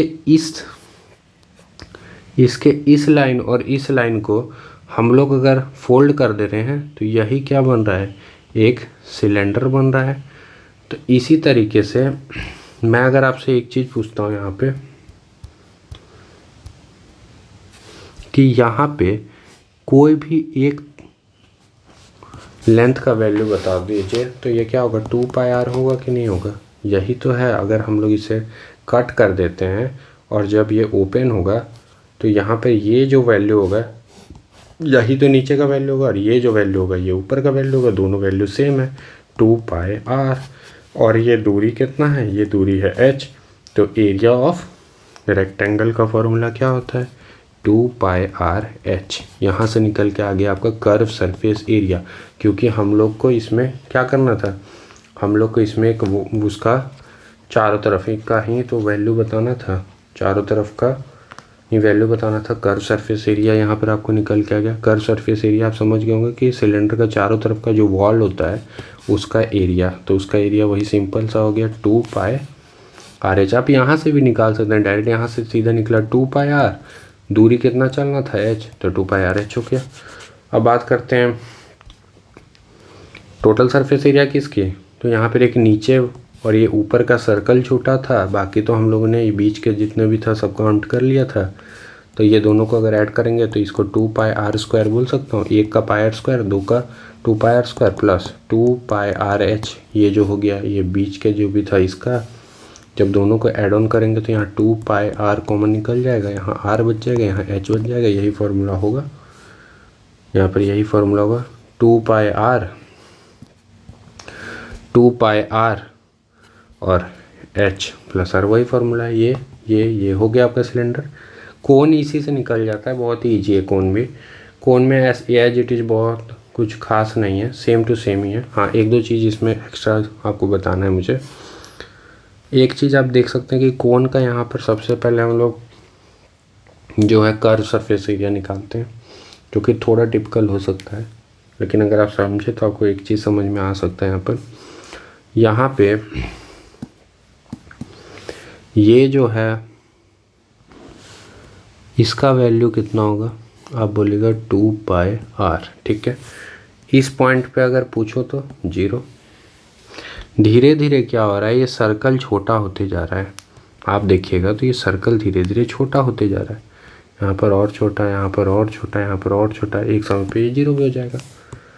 तो अब अगर आप एक चीज़ नोट कीजिएगा कि अगर मैं इसका बोलूँ आपको एवरेज लेने के लिए, क्योंकि यहाँ पर तो ये 2πr है, 2πr है यहाँ पर सरकमफेरेंस इसका, यहाँ सरकमफेरेंस 0 है। ये दोनों का अगर एवरेज कहीं ना कहीं यहाँ पर एक सर्कल होगा जो इस दोनों का एवरेज होगा, वो एवरेज क्या होगा, πr होगा कि नहीं होगा। अब मैं ये क्यों बताना चाह रहा हूँ आप लोग को कि एक चीज़ समझिए, यहाँ पर कर्व सरफेस एरिया क्या होता है। कर्व सरफेस एरिया जो होता है वो इस नीचे वाले को कंसीडर नहीं करेंगे इस बार। तो ऊपर तो कुछ नहीं है, ऊपर तो 0 है, तो ऊपर को नहीं, नीचे को कंसीडर नहीं करेंगे। तो ये जो यहाँ पर बीच में है इसी को हम लोग क्या बोलेंगे, इसी को हम लोग को निकालना है कर्व सरफेस एरिया के रूप में। मैंने बोला कि इसके जो बीच का है वो हम लोग निकाला। अब एक चीज़ देखिएगा ध्यान से आप, इस पॉइंट को अगर मैं यहाँ से एक ऐसे लाइन खींचता हूँ और एक ऐसे लाइन खींचता हूँ, ठीक है, ये दो लाइन खींचता हूँ और ये बीच में जो है यहाँ पे एक सर्कल है।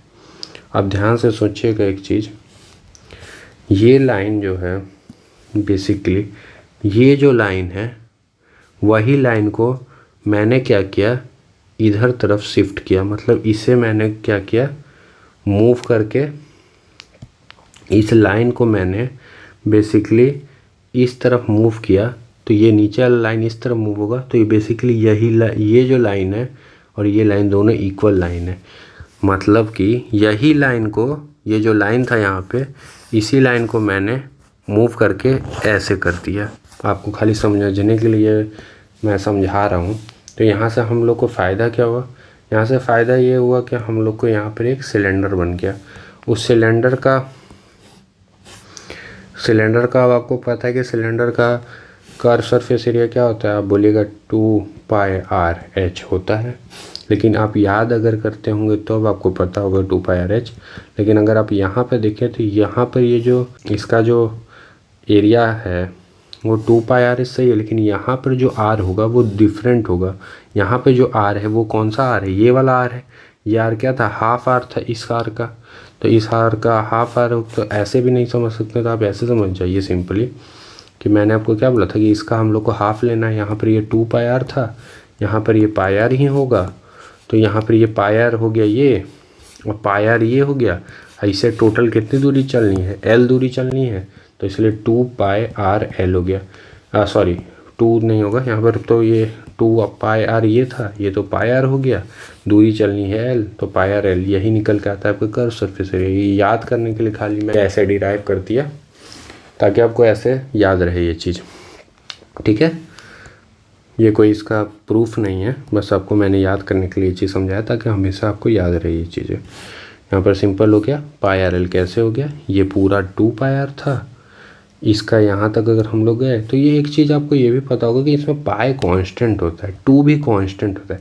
बेसिकली जो आर होता है ना वही चेंज होता है। यहाँ पर ये जो था वो आर था, तो यहाँ पे ये जो है वो r/2 है।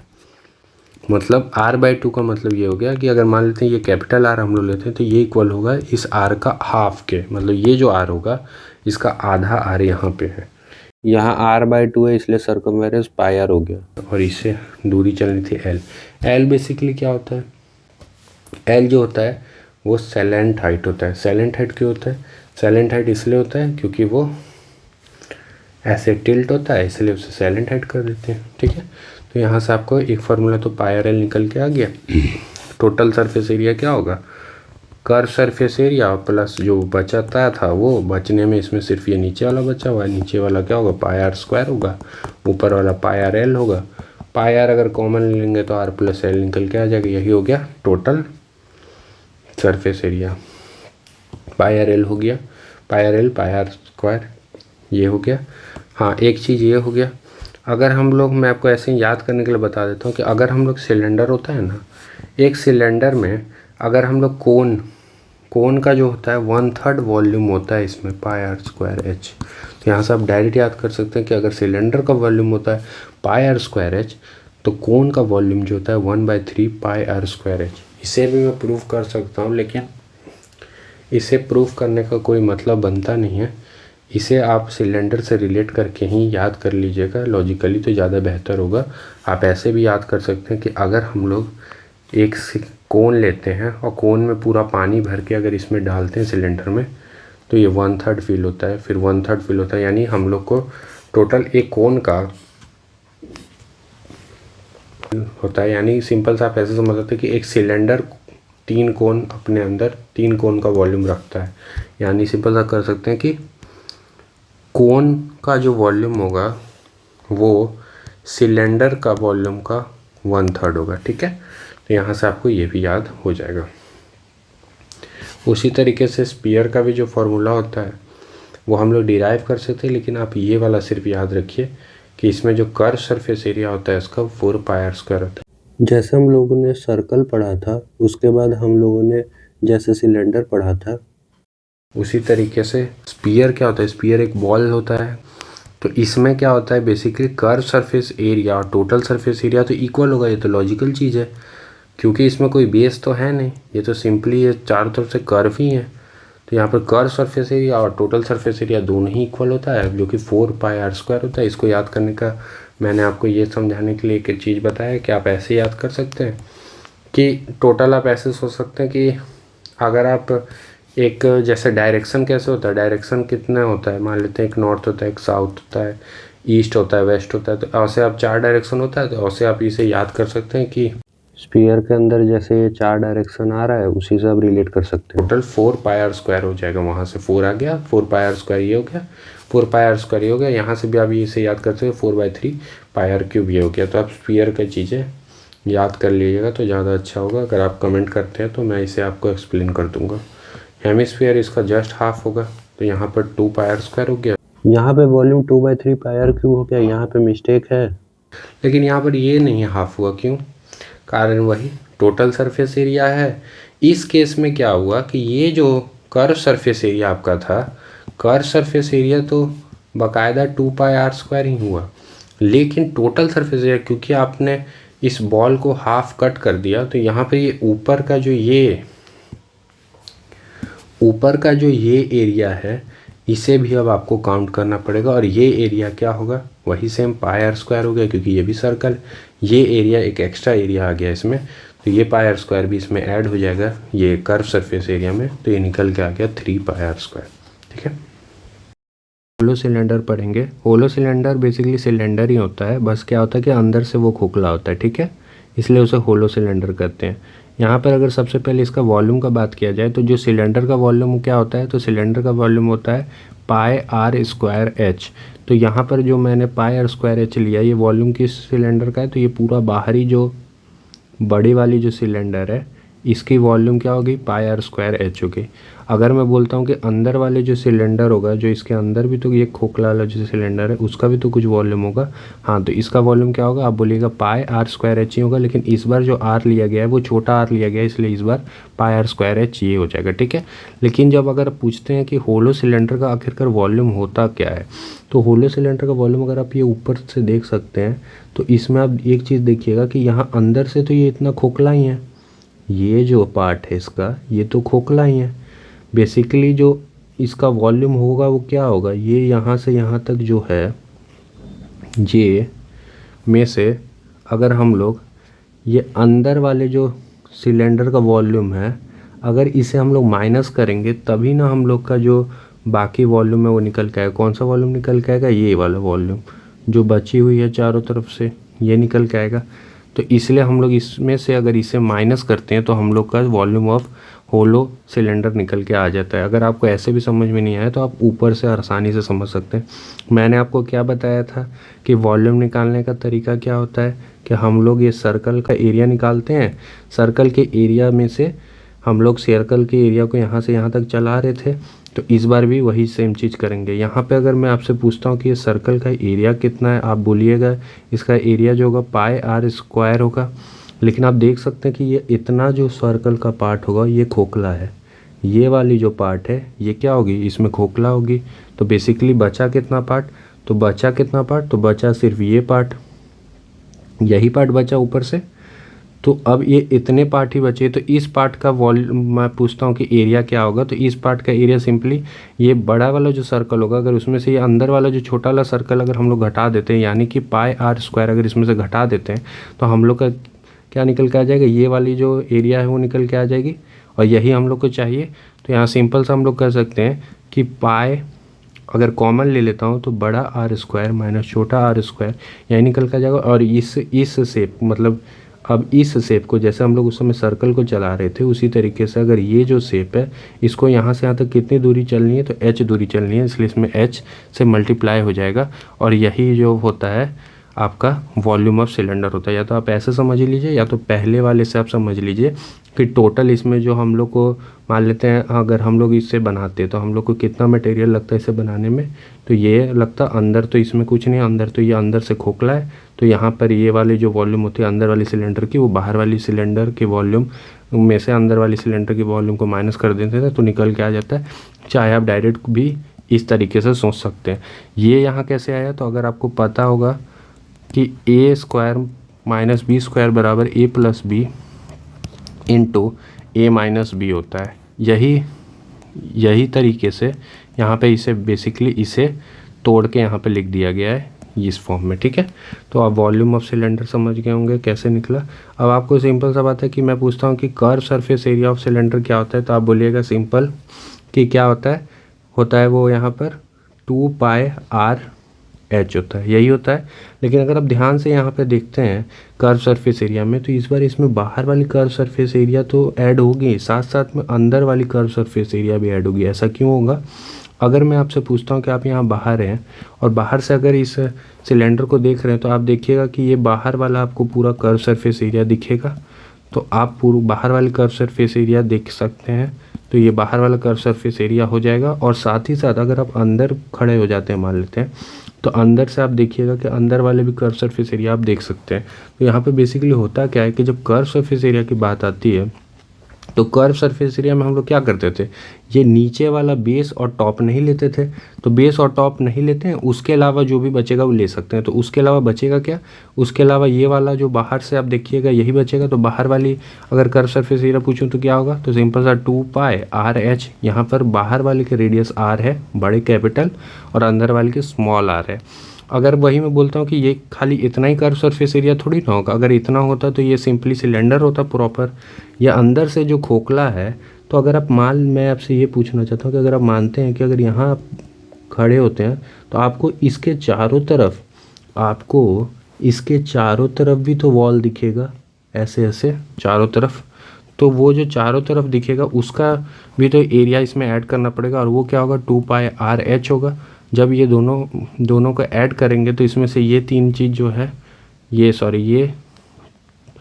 2π और h कॉमन निकल जाएगा, बचेगा क्या, बचेगा 2πr(r+h), ठीक है। और इसी तरीके से अगर हम लोग इसे निकालते हैं तो टोटल सरफेस एरिया में अब क्या होगा, सिर्फ ये और ये ऐड होगा एक्स्ट्रा। तो इसका एरिया तो अभी मैंने आपको बताया था वॉल्यूम निकालने टाइम कि इसका एरिया क्या होगा, πr² में से πr² को घटाएंगे, ठीक है। इसमें से हम लोग ये भी लिख सकते हैं कि पाए यहाँ पर r² माइनस r², और यहाँ पर टोटल ये ऊपर वाले का एरिया निकाले हम लोग ने, ऊपर वाले ये वाले का एरिया निकाला है। इसी तरीके से सिंपली नीचे वाले का भी अगर निकालते हैं तो दोनों को ऐड करना होगा, तो 2π यहाँ हो जाएगा। अगर हम लोग को ये और ये बेसिकली देखिएगा, अगर हम लोग ये और ये इस दोनों को जोड़ देंगे तो यही निकल के आएगा। अगर मैं इसको फर्दर सॉल्व आउट करता हूँ तो यहाँ पर आप देखिए कि दोनों इक्वेशन में 2π कॉमन निकल जाएगा, ठीक है। 2π कॉमन अगर निकल जाता है, और अगर आपको मैं बोलूँ कि ये फर्दर अगर इसको तोड़ेंगे तो ये इस तरीके से टूटता था, तो अगर हम लोग इसे लिख सकते हैं तो 2π, इस इक्वेशन को अगर मैं लिखता हूँ तो 2π r+r into r minus r, यही निकल के आता था। अब यहाँ पर आप देखिएगा कि यहाँ दोनों ये वाली और ये वाली को ऐड करना है, ठीक है। तो ये दोनों में जो कॉमन होगा हम लोग निकाल लेंगे। तो ये कॉमन निकल के आ रहा है तो इसे मैंने यहाँ लिख दिया। उसी तरीके से ये कॉमन निकल के आ रहा है, इसे भी मैंने लिख दिया r+r, ठीक है। यहाँ पर r+r निकल के आ रहा है तो ये भी मैंने लिख दिया। अब अगर आप देखते हैं कि अंदर बचेगा क्या यहाँ पे, तो अगर मैंने इसे कॉमन निकाल लिया, इसमें से इसे कॉमन निकाल दिया, तो इसमें क्या बचेगा, r माइनस r बचेगा, ये वाली चीज़। और अगर आप इसमें देखते हैं तो इसमें भी अगर मैंने 2π निकाल लिया और ये निकाल लिया और ये निकाल लिया, तो अब इसमें सिर्फ h बचेगा, जो कि h अब यहाँ पर ऐड हो जाएगा।